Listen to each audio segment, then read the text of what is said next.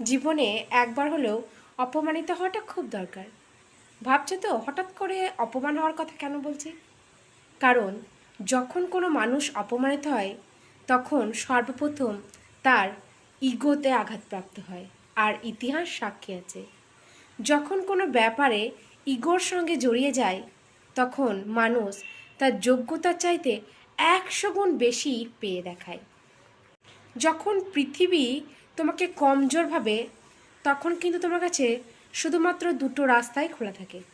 1 number, হয় পৃথিবী তোমাকে যে চোখে দেখছে তুমিও নিজেকে সে চোখেই দেখো, অথবা 2 নাম্বার, নিজেকে সবার সামনে প্রমাণ করে দাও। তোমার সব থেকে বড় সফলতা ওটাই হবে যখন তুমি দেখবে যে যারা তোমাকে এতদিন দেখেও না দেখার ভান করে চলে যেত, আজ তারা তোমাকে ফিরে তাকিয়ে দেখতে বাধ্য হয়ে গেছে।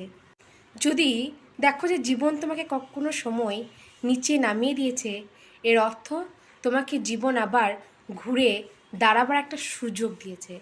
এবার সিদ্ধান্ত তোমার, তুমি কিভাবে সেটাকে ব্যবহার করবে।